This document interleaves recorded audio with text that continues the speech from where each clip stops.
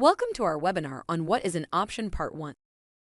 Brought to you by National Bank Direct Brokerage. Our host Bobby Argytis, Senior Investment Specialist, with our guest Pierre Laroche, Managing Director Business Strategy at National Bank Financial Markets, will discuss option basics and the fundamentals of option trading in this hour-long webinar. NBDB would like to thank you for your interest in this topic. What is an option? Part 1. This will be part 1 of a 3-part series on options. A lot of you have had over the months and years asked us to have a more complete presentation on options, and we find ourselves an expert here. So I'd like to introduce Mr. Pierre Laroche, who's managing director at National Bank Financial Markets, who will be essentially presenting the presentation today. Pierre has a lifetime of experience in options, and really we're really lucky to have him here. And I'll let him take control of the presentation. But I also like to mention that obviously during this presentation, we'll be giving examples, certain stocks. So obviously this is just for as an example. Please do your own research. It's just for examples. So without any further ado, Pierre, I'll let you continue. Okay, thanks, Bobby. Hello, everyone. Thanks for being here. I'm very happy. It has been quite a long time. I haven't been giving an options class. As Bobby mentioned, this is the first part of a series of 3 webinars. The first webinar today is about the fundamentals, just to make sure you understand well what are call options, put options, and basic uses of options. And on April 23, we will dig in the pricing of options, so to understand what factors drive options value, so you better understand, what will make your options price vary up or down, and strong, with a good knowledge of fundamentals and pricing notions. Then we will be able, in the third seminar, to look at some of the more advanced option strategy. There are thousands of more advanced option strategy we could cover. We will address those you are most likely, to be using on a daily basis. And so, great. So as Bobby said, right, this is like the document and the presentation are exclusively for educational purposes. It's not a recommendation or a solicitation for transactions. And of course, using options for long-term or short-term investment entails some risk, which of course all the investors should well know. That being said, okay, let's see, what we are going to cover today.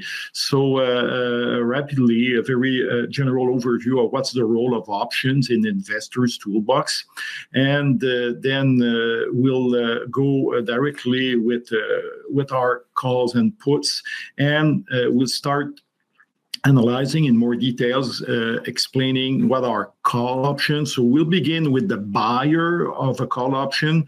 After that, we'll see the seller of a call option.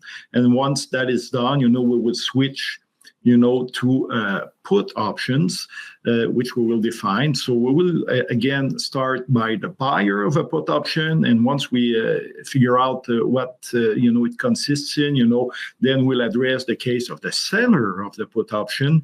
And that will be it. In both cases, we'll compare, buying a call with buying a stop, and we will also compare buying a put versus shorting the underlying stock, just so that you can make comparisons. So that's a quite a hefty program, right? So we'll start. Don't hesitate to ask questions, and Bobby will manage that. And it will be my pleasure. I'll try to answer the best I can. Okay, cool. So options have been around for quite a while, right? The first options have been documented, in the history, date like 3,000 more years ago. And they are used to take risk or to mitigate or hedge, if you want, risks. So, of course, as active investors today, it's mostly like we will address options and give examples mostly for those who want to take risks. But in real life, and in institutional sector, options, it's good to know that options can be used to hedge risk. And actually, in the third webinar, we'll take an example of using an option to hedge part of the risk on one underlying asset. And so, and of course, today we will cover options themselves, but, to be successful in your options investing, you have to be very good at and very understanding what is the underlying asset, right? So when you have options on a stock, having good notions of options is super essential, but well knowing, the underlying stock, having a well-defined view, is it going to go up or down? Is it going to be more volatile or less volatile, are super important. So, to be a successful options investors, you have to understand the options definitions, the fundamentals that we are going to cover today, but also you have to be very at ease with the underlying asset. So these underlying assets, are varied. Today we will concentrate on stocks, but everything you will learn today also applies to other underlying assets such as currencies and commodities, as we will see. So options constitute a good addition, to the active investors toolbox because it offers different investment possibilities. We will see some example today, also, as we will see, especially, in the second and third webinar, but a bit today, the options, embed some sort of a leverage, right? Which, if you have well-defined views on the underlying asset price, then you will benefit from the options, embedded leverage, implicit leverage, as you write here. And also, you can buy options, but you can also sell options, and selling options will add to your investment income, as we will see later in today's presentation. Okay, so it's really a complement, of the typical stock and bond and other fundamental assets portfolio. For some of you, it might be the core instruments that you will be trading going on, but either way works, right? You can use options as a complement to a more traditional stock and bond portfolio, or you can use options by themselves, just to express some views you have on the underlying asset. So there's a wide variety of options. As I said, today we'll concentrate on stocks, but it's good to know that there are options on government bonds, currencies, and futures contracts. We call these options futures options. And futures gives you access to a wide variety of other type of assets like energy, agriculture, precious metal, or industrial metal commodities. So, these exist, and what we will see today also apply, to all these other options on other types of underlying assets. Of course, you'll be trading publicly traded options. And in North America, the two main option exchanges are in Canada, the Montreal Exchange, which is member of the TMX group. And in the States, which is like the biggest option market in the world, is the CBOE. It's the Chicago Board of Options Exchange, which has been around for quite a while. But the Montreal Exchange, part of the TMX group, always followed on the CBOE, the early developments of the CBOE. And in Canada, as active investors, we are very well served in terms of options markets. And of course, we also have access to CBOE options, and which is also a super good market. So there's no problem. These are two good markets, as we will see. So there are two types of options, and each of these types, it has a particular purpose, right? And there are two ways, to make money in investment. I will learn you nothing here, right? Either we buy an asset at a lower price than it is worth. This is one way to make profit. The other way to make a profit is to sell an asset at a higher price than it is worth. And this is exactly what call and put options respectively gives the possibility of doing, right? So the call options allow their buyers to buy the underlying asset, the stock, at a lower price than its market value. We'll give numerical examples later on. Let's just go on with the principles, with the definitions. And a put option allows their buyers, those who own the put options, to have the possibility to sell the underlying asset at a higher price than its market value. So let's start with calls. Usually calls are easier to understand, and it's good that we start with calls. And let's start with the buyer of a call option. So the buyer of the call, has the right, the possibility. He or she is not obliged to do so. So the buyer of the call has the right to buy the underlying asset at a strike price, so the strike price is a price mentioned in the options contract. We'll give examples later on. So when you buy an option, you already know what the strike price is, and this is that price that the buyer of the call can decide, to buy the underlying asset or not.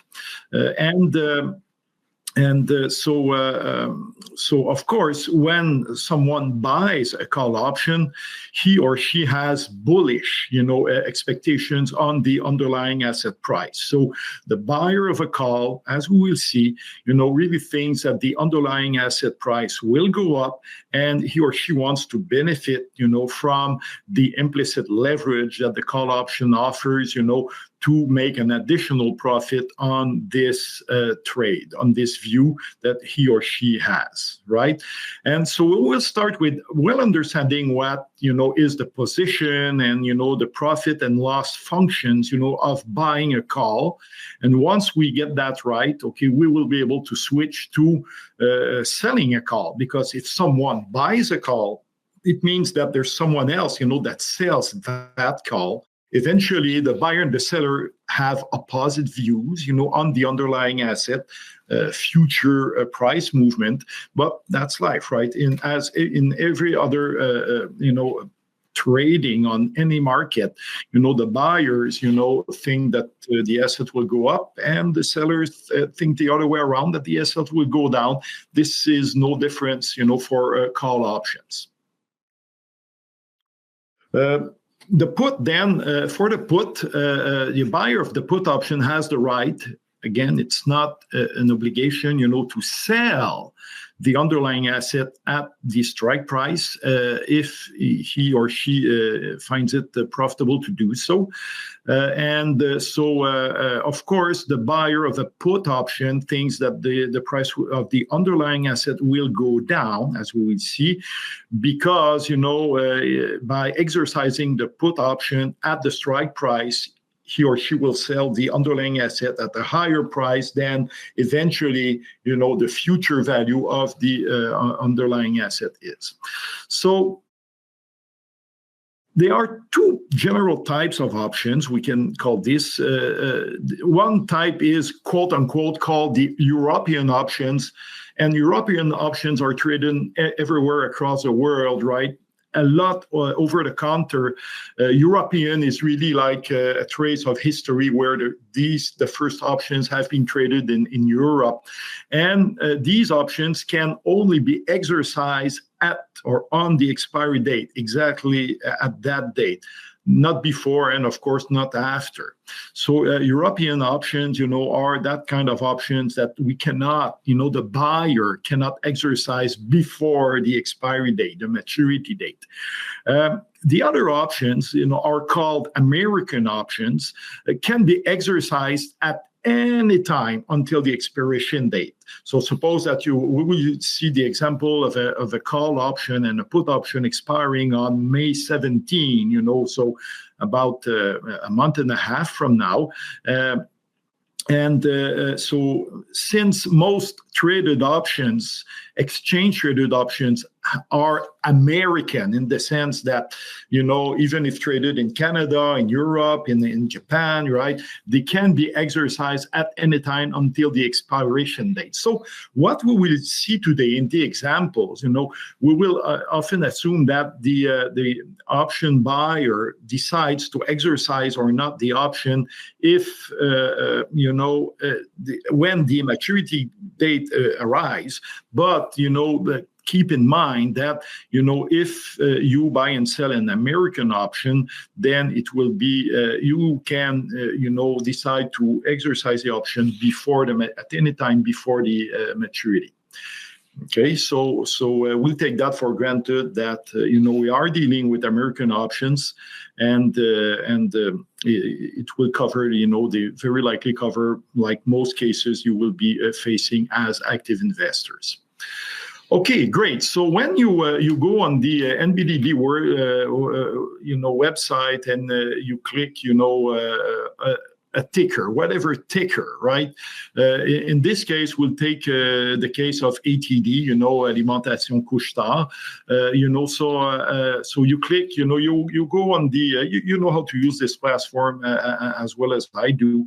So you go on the NBDB platform, you search for ATD, and then when you have, the ATD, you have all information on the stock itself, the stock price, and then you will see some a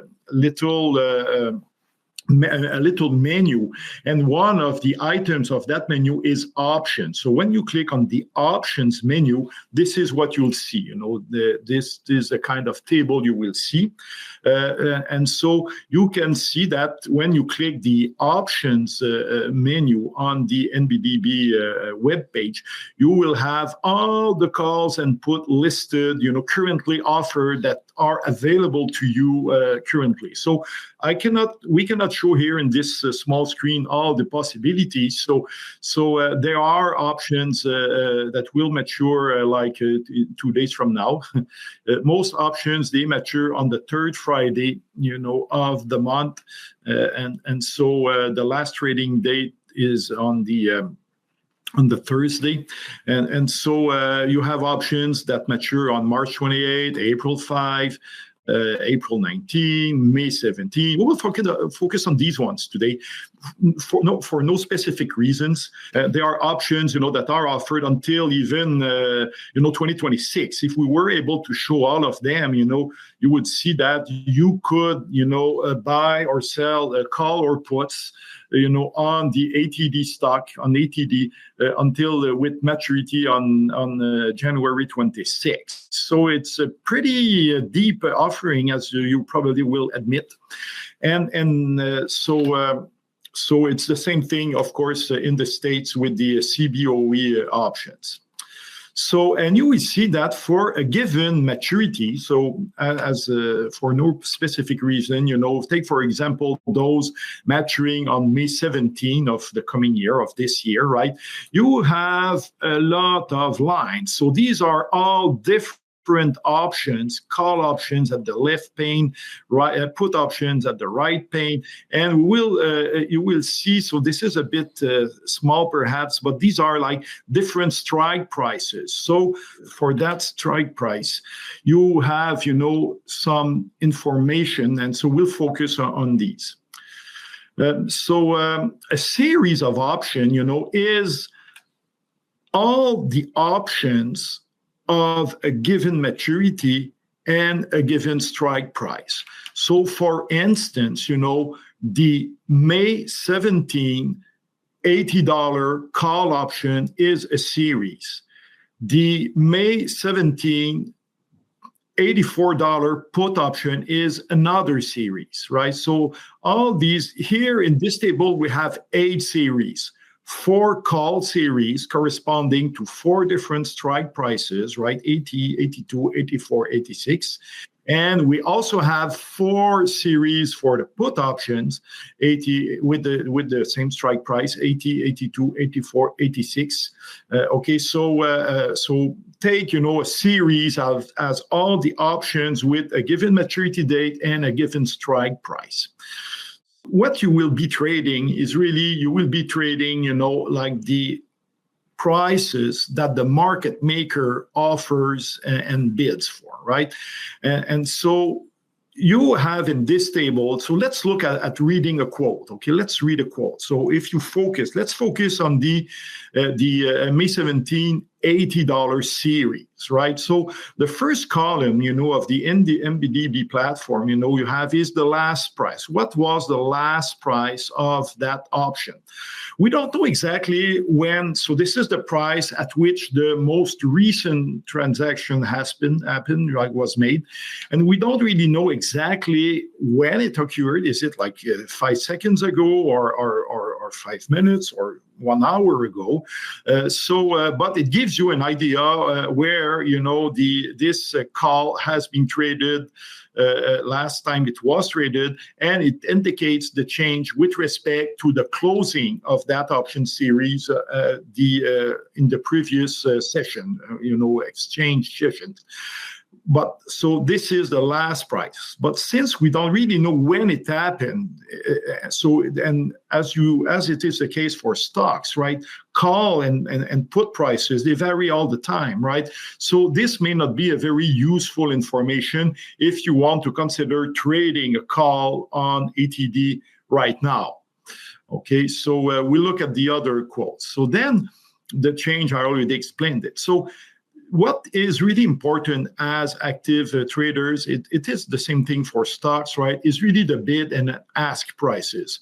So the bid price refers to what price does the market maker offer you if you want to sell an option. So if you want to sell that May 17 $80 strike price, a series, well, you will sell it at $4. And this amount is really a $4 per share, $4 per share, right? If you want to buy the option, well, you will have to pay $4.25, as we will see on the next slide. Okay, so just so you know, in most exchanges, it is certainly the case of the Montreal Exchange, a TMX, member of the TMX group, that one option, so one series, is on 100 share of the underlying stock. So for stock options, buying one call entitles you to buy 100 shares at the strike price. In our example, the $80. Okay, so when you decide to sell, or if you decide to buy, you take these prices and you multiply that by 100 to have the actual amount that you will receive if you sell, or that you will have to pay if you buy. So if you want to buy a call, you have to pay the ask price, the price that the market maker asks, So in this case, so it's $4.25. Remember that there's a difference between the bid price and the ask price. And this is the remuneration of the market maker for offering like the liquidity. So suppose that, you want to buy or sell a certain amount of options, and, someone wants to sell or buy, the opposite position, but not exactly the same number of options, then, it's the market maker who will, make such that, everyone, every order is filled. So this is, and this, and the reward of the market maker is really what we call the bid-ask spread. So the difference between the price at which the market maker sells to an option buyer and the price that the market maker buys from an option seller. It's the same thing as for stocks. So if you are well-versed, in the stock market, and you are familiar with the bid-ask prices of a stock itself. Tell yourself that it's exactly the same thing, for calls and puts. So, and this is the volume, right? So on that day, the volume was not that high. So there was a volume on the $80 ATD May 17. So they were at that time. So this was like early in that March 19. So since the beginning of that trading day, on a few days, a week ago, essentially, there were up to that time, 6 options have been traded, on that day. And the open interest, it's a very interesting figures. It tells you how many options are open. So have been circulated on the market. So suppose that today you buy, one call. So you pay $425 plus fees, if there are fees, right? So then if it's a new position, you don't already have any other position, on the ATD options market, and you buy, a new, quote unquote, a new call, then the open interest, the volume will tick up by 1, and the open interest will tick up by 1 because it's a new option that has been, quote unquote, created following your trade. And in a few, you can hold the option until you exercise. We will get back to that later on, or you can sell it back, right? Like a stock, right? You can buy and sell calls whenever you like. So the first time you buy the call at $425, so $425 for the options itself, then it will add one item to the one number. So we will be at 44 contracts in the open interest. And when you sell it back, so you essentially get rid, of the option, then, it will go down to 43. So it gives you an idea of what's the potential volume and what's the general interest of all the different series of, these calls on the ATD stocks. So we see right now that even if today at that time, it was early in the day, there was yet no volume, on the $82 call. You see that right now there is more. The open interest is like nearly 3 times, the open interest of the $80 series. So in general, this means that there is more interest among investors, on the $82 call series than on the $80 call series. I did get one question. I think it's maybe a good spot to bring it in, to add it in. One of the questions is, who is this market maker?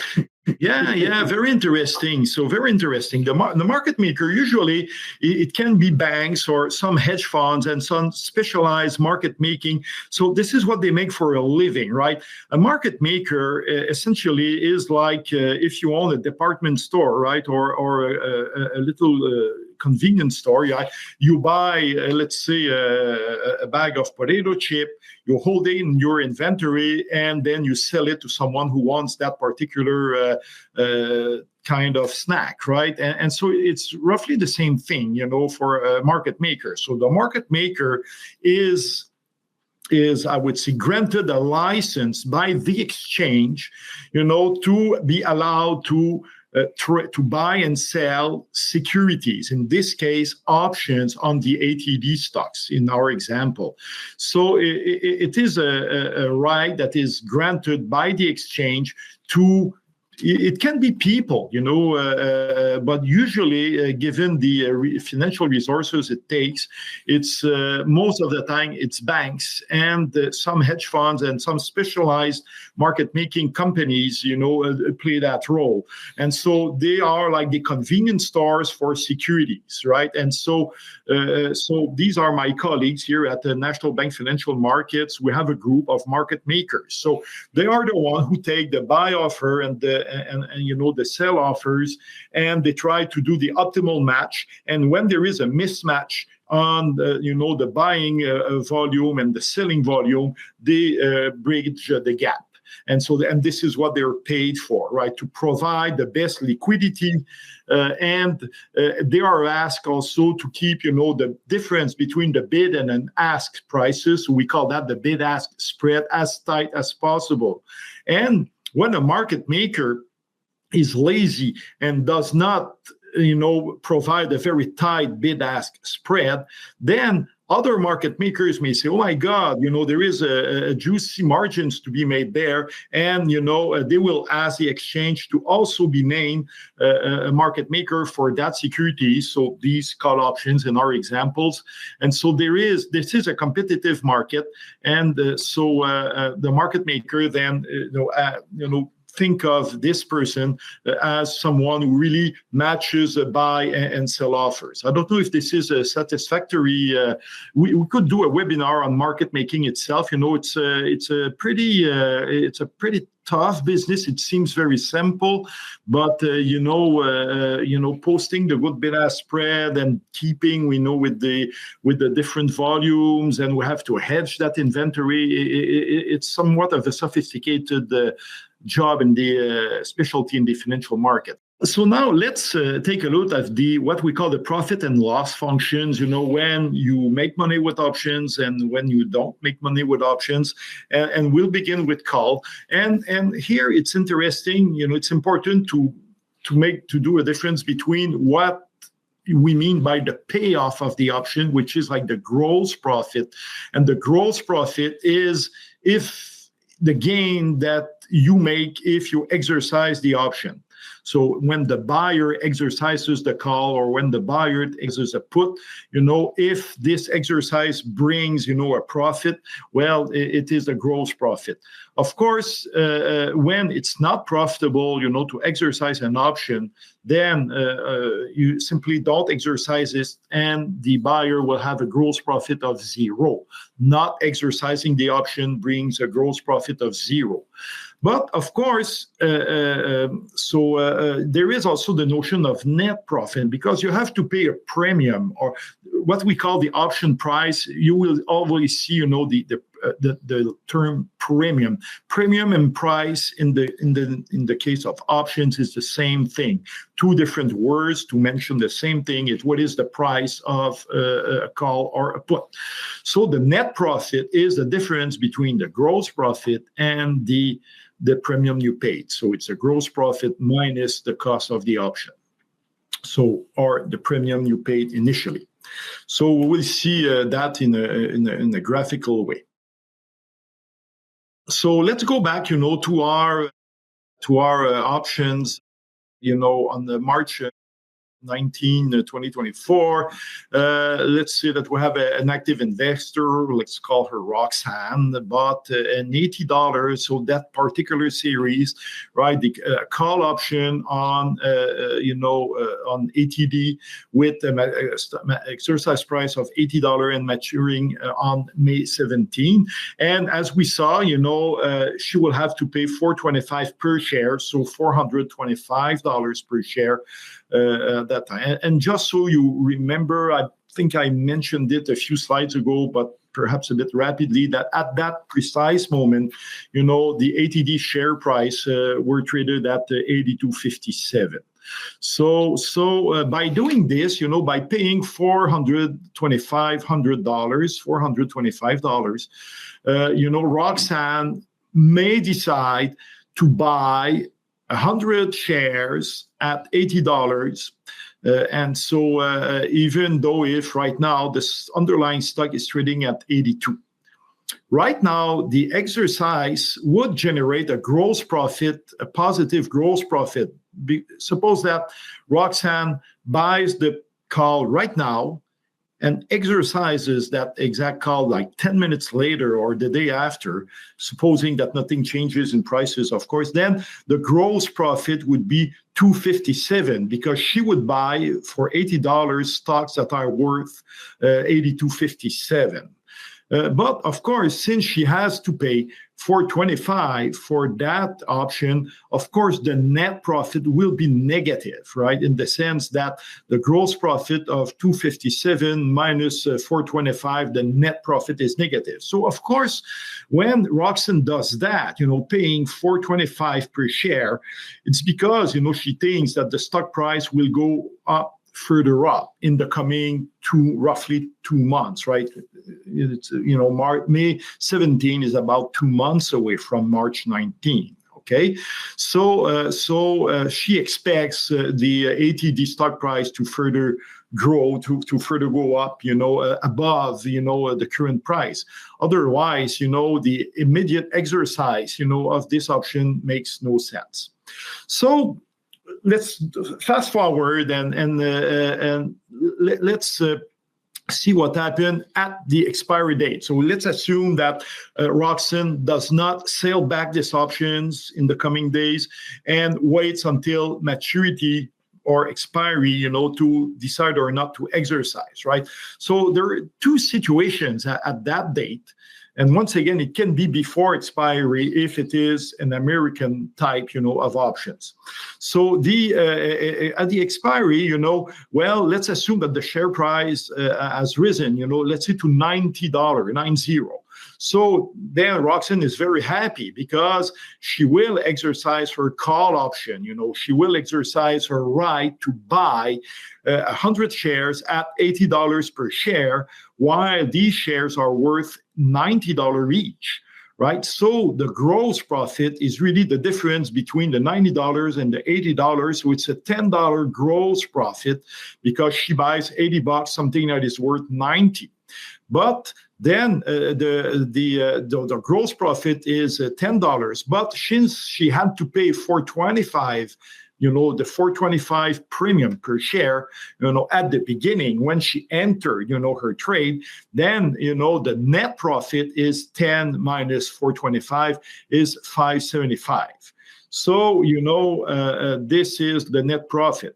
You can see right now that if the stock, goes from $80 to $90 or from, let's say, $82.57 to $90, it is roughly a 10% increase, from March 19 to May 17, right? You can see that, if the stock went from $82.57 to $90, it's roughly 10%, okay, roughly.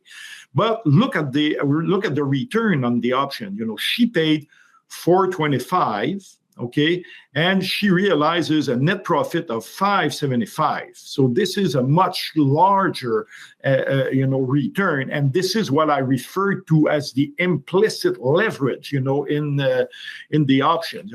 If she had made only 10% on, her calls, well, the calls would be worth about not even $5, but now they are $5.75, right? And so it's a good return. And this is what I refer to as the implicit leverage, of options, because each option, allows you to buy 100 shares.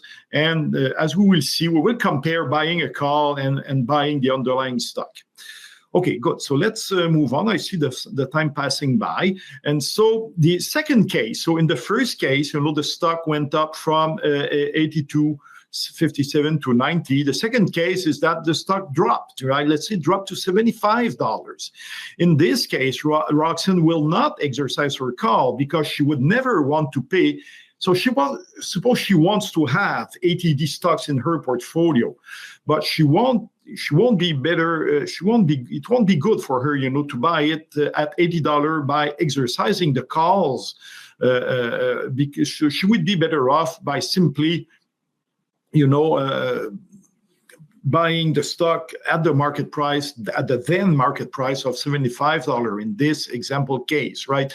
So the option will expire worthless. So essentially, Roxanne she's not obliged to. Remember, the buyer of a call option has the right, not the obligation, to to buy, the stock at $80. So in this second case, right, it would make more sense for Roxanne to buy the stock if she wants to buy it and pay $75 rather than $80. In this case, the gross profit will be zero because the option is not exercised, and the net profit, quote unquote, is actually a net loss. She will have paid the initial premium for, quote unquote, nothing, in the sense that, she will not exercise the option.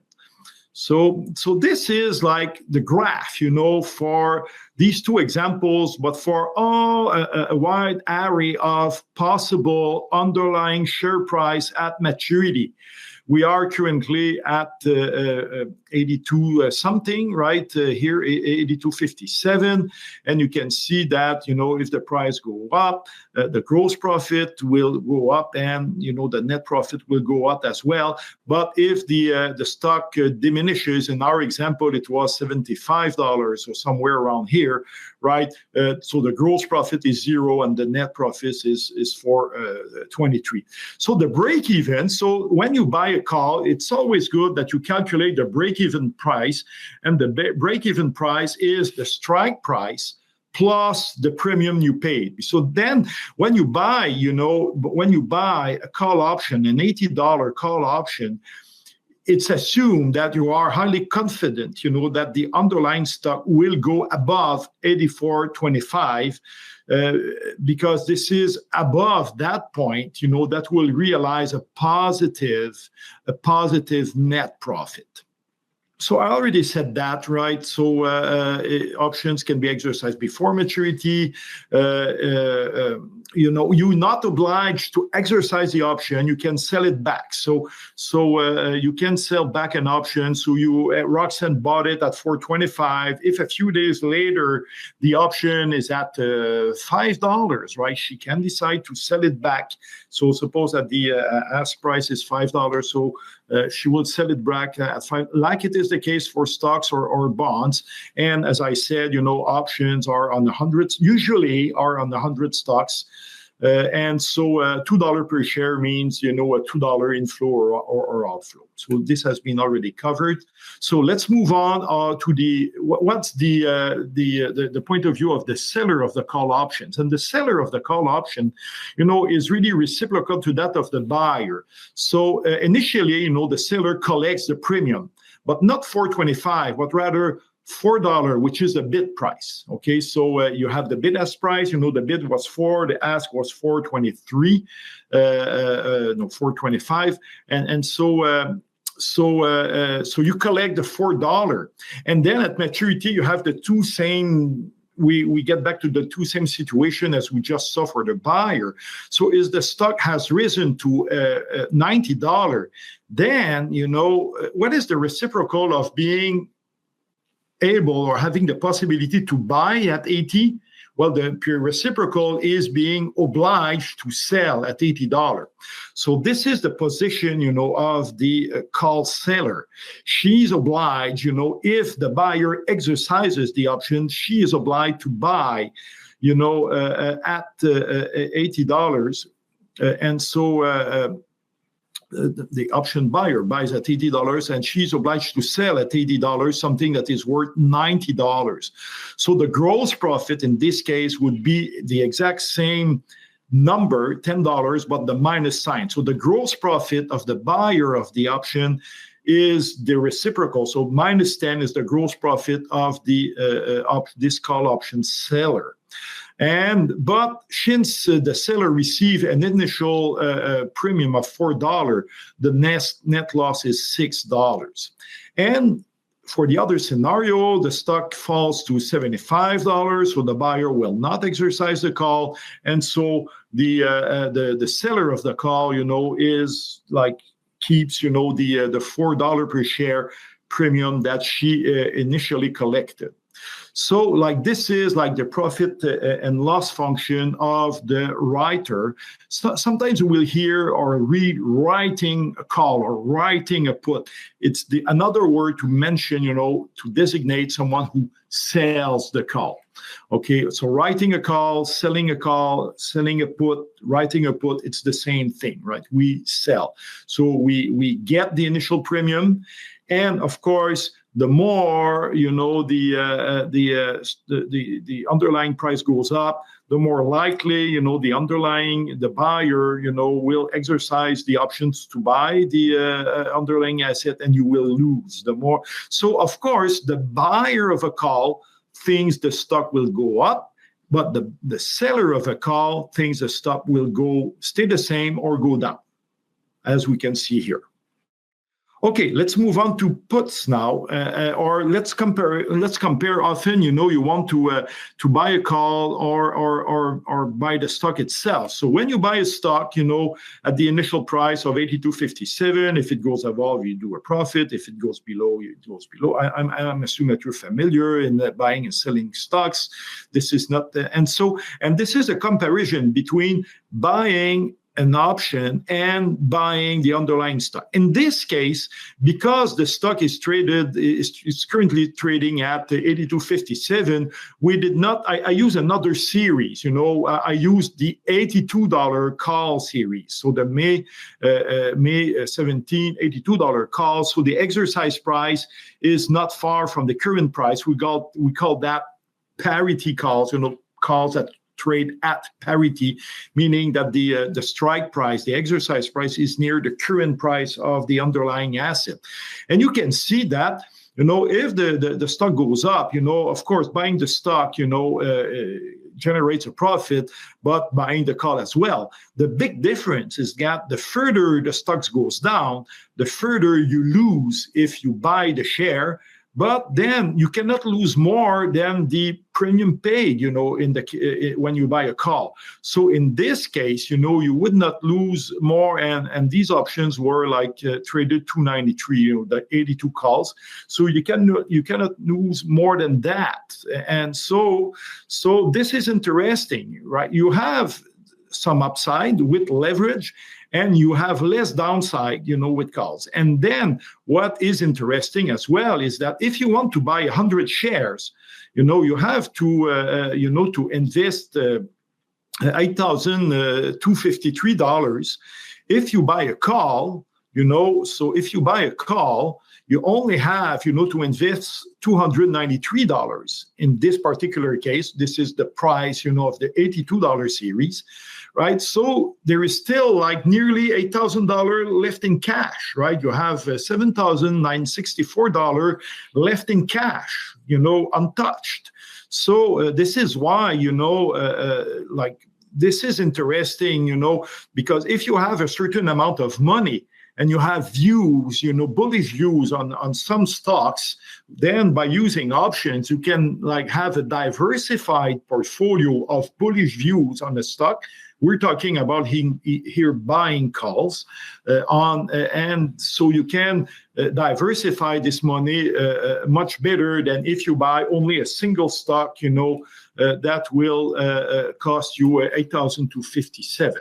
So this is something to take into account as well, right? You have a limited downside, and with the amount you have, suppose that you have roughly $8,000 to trade, you will have, to have a well-diversified portfolio of calls, which is on the diversification point of view better than owning only one stock for the same amount available for investment.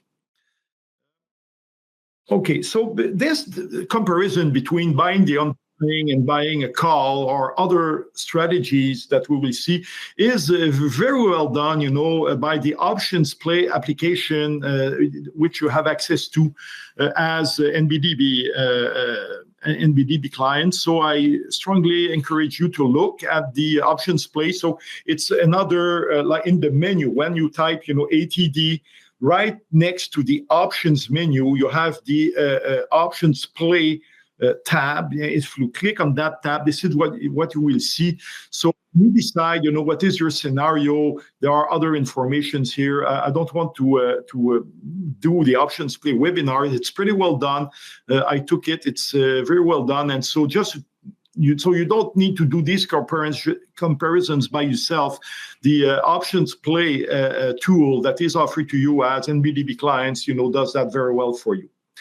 Okay, good. So now let's move on to puts. We still have 10, 15 minutes, to do so. So put, is like the buyer of the put has the option to sell at the strike price. I will go a bit faster because it's roughly the same explanation. So in this case, if you take the $80 put option, so let's move on here, $80 put option, the bid and ask price are 127 and 143. And so if you want to sell a put option, you'll receive 127 per share, so $127. If you want to buy a put, so you buy yourself the possibility to sell 100 shares at $80 today or anytime today until maturity, you will receive $143 for that. And so of course, if you buy a put option to sell at $80, it's because you think that the underlying price will go down.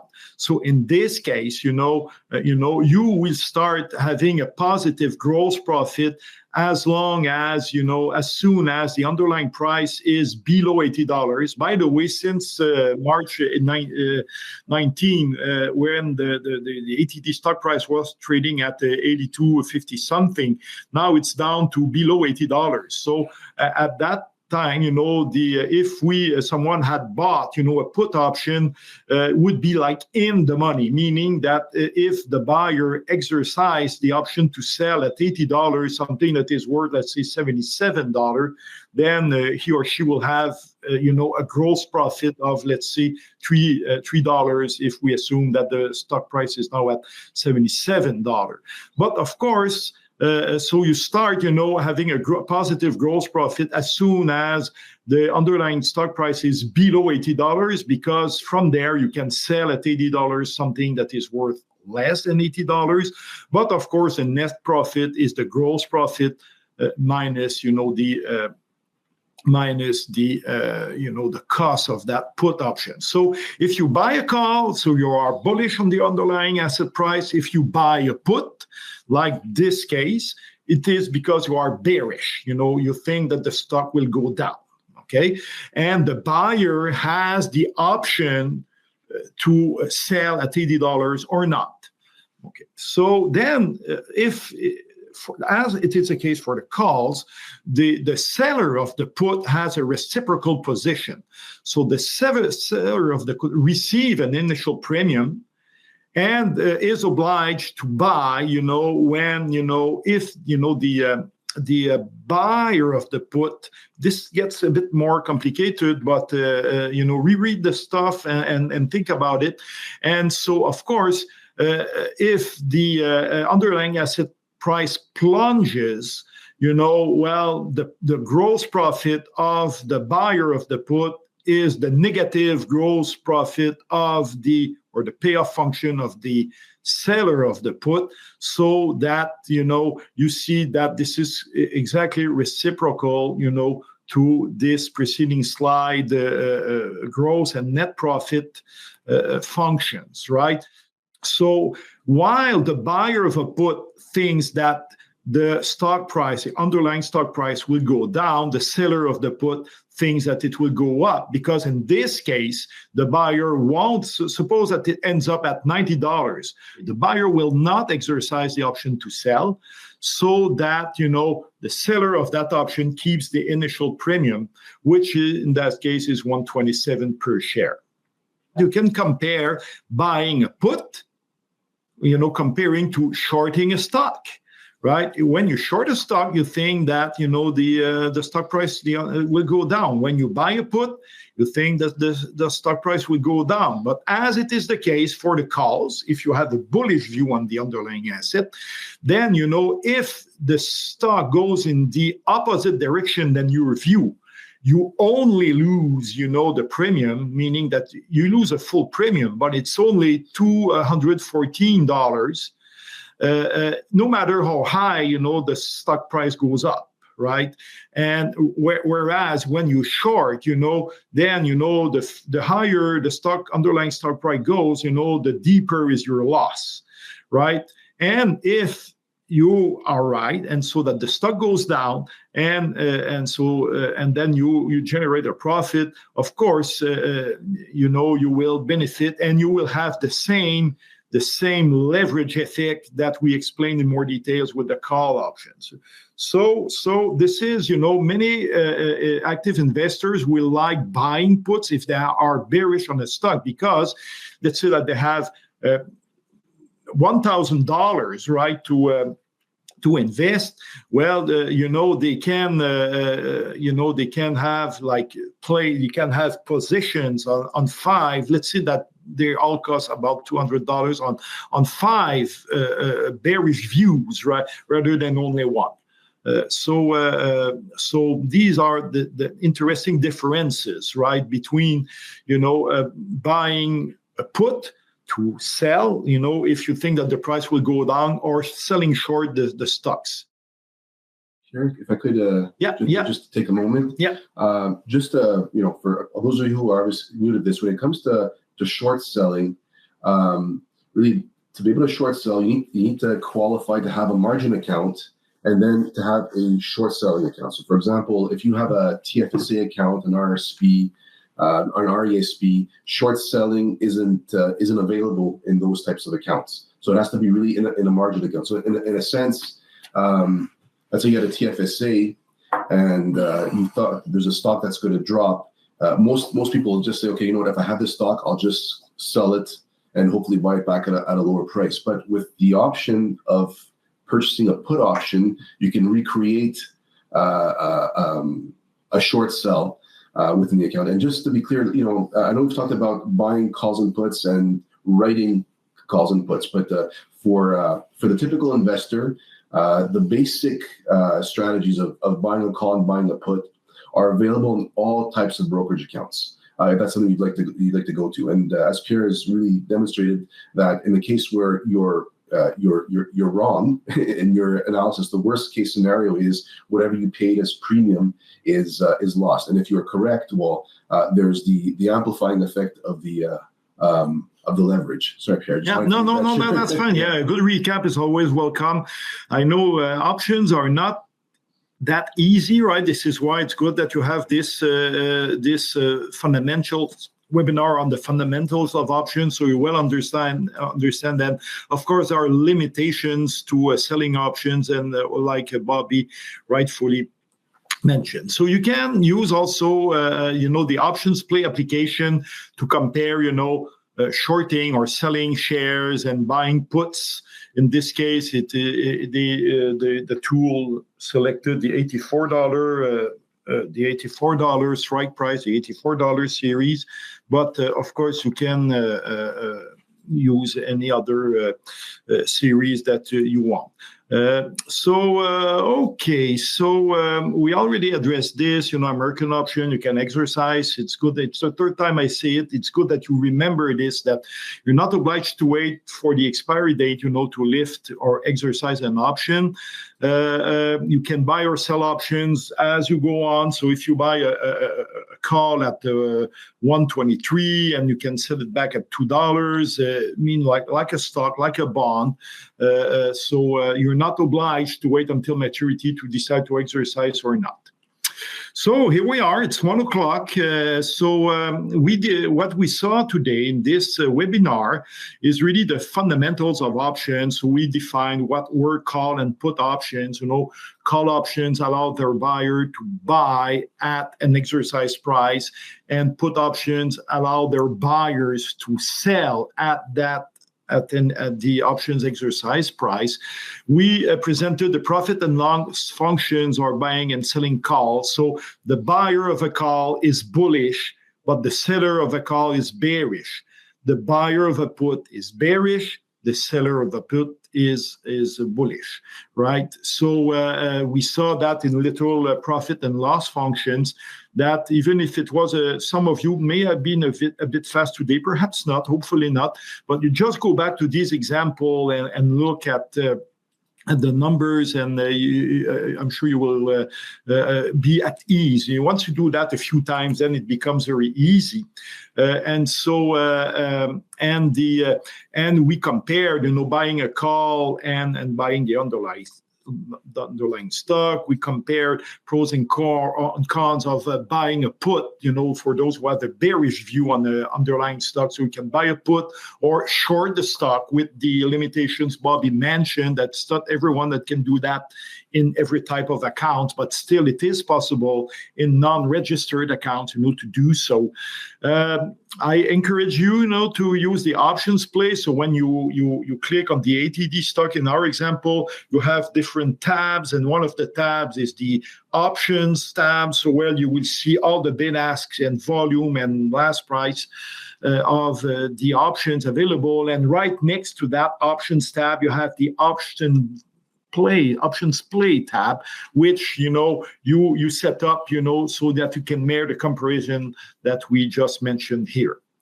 And of course, you have an idea of what influences the value of a call and a put. It's the stock price, it's the exercise price, and we will see in more details in the next webinar that the maturity and volatility also influence the premium, the price of options, and this is what we will address next in the next webinars. And so the next webinar is in the is it? It'll actually be on the 23rd, on Tuesday, April 23rd. Yeah. So we changed the date. Pricing options. Yeah. So the 23rd. Yeah. So April 23rd. And so you will be welcome. And then we will address, pricing issues. So then the objective of the next webinar is really you understand why is that call price 143? Why is that put priced 426, right? $4.26 per share. And then armed with that, you will be able, to get into the third webinar, the more advanced strategies that you are more likely, to use as active investors. So here we are. Perfect. If I could just maybe add something a little bit extra. So Pierre, do you mind stop sharing your screen? Hopefully I'll be able to share my screen. Yeah. I stop sharing right now, Bobby. All right. Essentially, one of the questions that came in is, am I allowed to trade options? So the quickest way to validate that is simply when you've logged into your brokerage account, click on either the buy or sell button. And if you see an options tab, then you have access to options. It's very straightforward. If the options tab does not appear, then your account's not authorized for options. What you can do is write to us through our secure messaging center and ask them what's the procedure. What do I need to do to add options to my account? And the second thing I'd like to show you is on our YouTube channel. So hopefully you can see this. So it's very straightforward. Just go into YouTube, either type in NBDB and look for the National Bank logo or National Bank Direct Brokerage. There's two videos that I could suggest to take a look at.